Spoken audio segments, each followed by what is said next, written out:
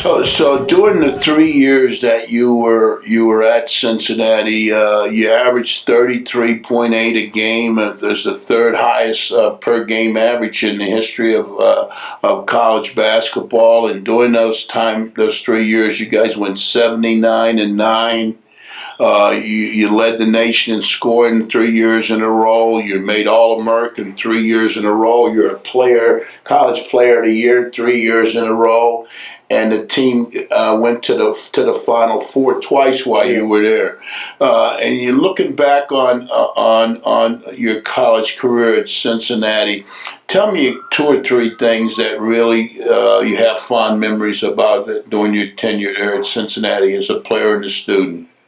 As a player, I enjoyed it because we were successful on the court to a certain extent, and going to California beat us twice. But George, if you look back at our team, we were a private institution until I graduated. Mm-hmm. They wouldn't get any players on the team at all. I mean, no black players. There was a black player named Clyde Dudley that came in from Lexington. Man, if we had him, no one would beat us. He was about 6'8", played the pivot, could really play. But I think that they were afraid of getting great black players at that time. Mm-hmm. So how many black players did you actually play with at Cincinnati? Well, for a while there was only one. Had a guy named John Bryant played for a while, but he was had come back from the Air Force or the Army or something and played on the team. Then Paul Hogue got on the team my senior year. I remember Paul. But he was from Tennessee too, wasn't he? Knoxville. Knoxville, yeah. But, we didn't have an accomplished team, to be honest. Mm-hmm. Because I would like to have had the guy that I played with in high school on the team, Albert Maxey. Mm-hmm. Because I think just a couple of players here and there we could have won, but you don't always win. I've always said that to win a championship you have to be lucky. You got to get players out of foul trouble. Can't be hurt, and someone's got to come off that bench for you and put the ball in the basket a little bit. Mm-hmm. So the way you win. You don't win with your starting five all the time. Mm-hmm. So after a stellar career at Cincinnati, it's now time for the Big O to move on to the NBA. You're picked by Cincinnati Royals in the first round in what was then the Territorial Draft, and we'll talk about that. And so you signed with the Cincinnati Royals for a $33,000. Not at first. I went to the Olympics. Oh, did you? You first? Oh, right. You went off to the Olympics with you and Jerry West were the captains of the gold medal Olympic team. Who else was on that Olympic team with you? Well, Terry Dischinger, Jay Arnett, Walt Bellamy, Bob Boozer, Jerry Lucas, Bertie Hollerson, Al Kelly, and Les Lane. Ooh. And Adrian Smith. A few All-Americans and Hall of Famers on that team there. That's true, exactly. And who coached you? Pete Newell? Pete Newell was the coach. And so you tell us a little bit about that Olympic experience. You guys ended up winning by about 49 points per game, didn't you? It was close to that. It was interesting because, during those days, AAU was very strong. Mm-hmm. And we went out to Denver had maybe 10 teams out there, 5 from the AAU team, or maybe 6 from the AAU contingent, and 4 from the colleges. Mm-hmm. And you played every night. Mm-hmm. Played a basketball game every night. And the winner got to place, I should say, is starting 5 on the Olympic team. Mm-hmm. And so that was when we went out there and won. Each time we beat an AAU team, they would get the best players and try to get them on the team so they could beat us. They wanted to beat us really bad, but they couldn't. Mm-hmm. They couldn't do it at all. And as a matter of fact, I've always said that Bellamy made the team, but Pete Newell said how difficult it was for them to get Bellamy on the team because he wasn't a starter. Mm-hmm. But he kept Imhoff as a starter. But after the game started, he put Bellamy in for Imhoff. Mm-hmm. So he realized that he owed him an oath to Bellamy, to Daryl Imhoff, to get him on the Olympic team. Yeah, and Imhoff played for him in college. Yes, Daryl Imhoff played for him in college. So we worked out and we got out there, and finally we won every game we played for 1 week, and we got to place our starting unit on the Olympic team: Jerry West, Jay Arnett, myself, Daryl Imhoff, and Terry Dischinger. Then Bellamy was picked also from that team. Mm-hmm. A lot of guys didn't make it. Yeah, Terry Dischinger, he played at Purdue. Yeah, Lenny Wilkins didn't make the team. Yeah. He was a sub. St. Bonaventure Stith. Tom Stitt, yeah, the very good player. Yeah, excellent. Guy named from Bowling Green, little jump shooter. Man, could he shoot the ball? Oh yeah, A little redhead kid. He didn't make the team either. So it was a lot of guys didn't make it. A lot of guys didn't make it at all. Mm-hmm. So now you Cincinnati Royals draft you in the Territorial Draft. They give you $33,000 as a signing bonus, which is a hell of a lot of money in those days. And now you're off to begin your NBA career. At that time, well, I guess we should explain to the viewers, Oscar, they had what they call a territorial draft, and each team had the right to pick the best player in their geographical area. Tell us a little bit about that. Well, and that's how you ended up with Cincinnati. Yes.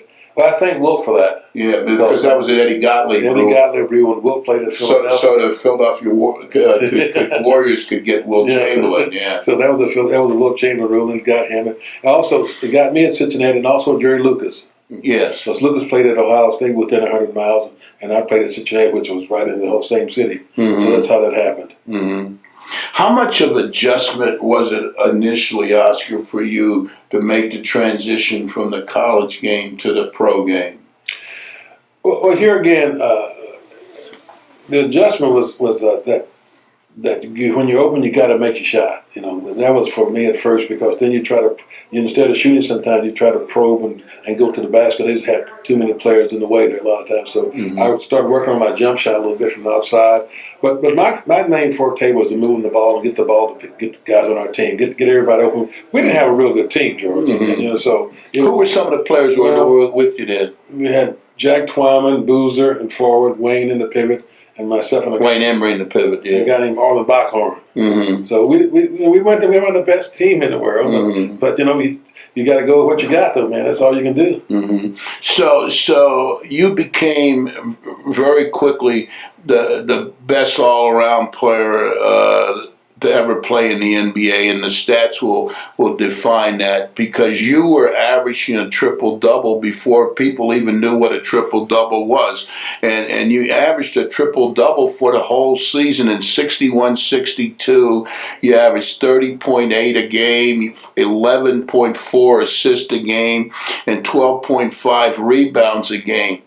And no one has ever been able to duplicate that, Oscar. I mean, that to me tells me that you're a balanced player. It wasn't just about scoring. Well, that's true. I tried to be. I tried to do whatever I could to win. But the sad thing about that triple double, George, is they didn't record it initially. Mm-hmm. They went back in the archives and found that out because they started getting triple doubles when Magic was playing versus Bird and Boston. And now, I mean, years ago, what an assist wasn't like it is today. Yeah. I mean, anytime you throw the ball to anybody, if he scores without making a pass, it's an assist. Yeah.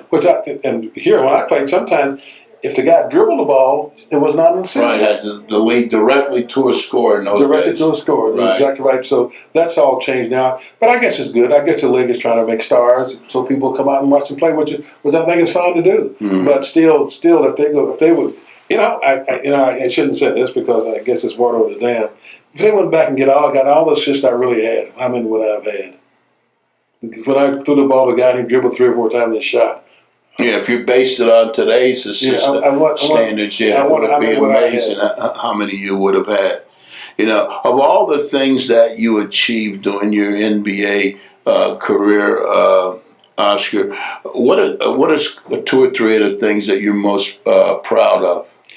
And I wasn't really hurt too much, George, although I missed some games with a real bad eye injury and also a bad hamstring injury. But I was still able to play. Like my first, maybe 8 or 9 years, I was second to Wilt in times played. Minutes played, I should say. Mm-hmm. Wilt didn't ever took Wilt out. Yeah. But I played like 40, almost out the whole game. So, but I was able to do that. I was in shape. I was able to get through that. And finally went into the championship. But I always said this, every time I got so much criticism from sports writers. I said, well, you've done this, but you haven't won a championship. You got to have a good manager to pick players. You got to make a key trade. Mm-hmm. Everybody that's won the championship, they made a trade. Mm-hmm. And every time you tell the people that, they look in amazement. Mm-hmm. This is why when the deal was made, for the Clippers. Mm-hmm. You know, the Clippers got 5 or 6 new ball players on that team. Mm-hmm. Made them a playoff contender. Mm-hmm. But I said every team, everybody that's won a championship has made a trade. Mm-hmm. Look at the Celtics when they got Russell from St. Louis. Mm-hmm. People think the Celtics drafted Bill Russell, but they didn't. Mm-hmm. No, and that along with the Michael Jordan draft tour, maybe the worst. Yeah, but even with Michael Jordan at Chicago, they needed Cartwright in the pivot, and the greatest thing when Pippen worked out for him, he came in from Central Arkansas. Mm-hmm. That's how you get it done. Mm-hmm. But otherwise, I don't care who you are, you're not going to win. Mm-hmm. So, how did you prepare yourself mentally for games, Oscar, particularly at the pro level? Well, it all depends who you're playing against, George. You play that many games, 82 games a year. You don't feel the same every game. It's the competition that makes you go. Once you get on the court and you start playing, the competition picks you up and you really get into it. Mm-hmm. But I just try to go out there and try to really get our team involved in the offense first. See who's scoring for us. Run certain plays for different guys and see if they're making baskets, or if someone could beat somebody on a one-on-one. I kept the ball on them. I was of the opinion that as long as you scored, you're going to keep the ball. Mm-hmm. I guess it's different now. If a guy's hot, they let him shoot 2 shots, and he may not see the ball again for the next 5 or 6 minutes. Yeah. But I think if a guy's hot and he scored, he should keep the ball. Keep putting the ball. I try to do that at Cincinnati. Mm-hmm. Try to do that quite a bit at Cincinnati. Mm-hmm. And I went out into the game was trying to get an offense going because we couldn't have won without running a good offense. Mm-hmm. Because we keep balance on the court and get certain guys with shots. That's the only way we can win. Get those guys open. That's what I had to do. But otherwise, we wouldn't have won any games.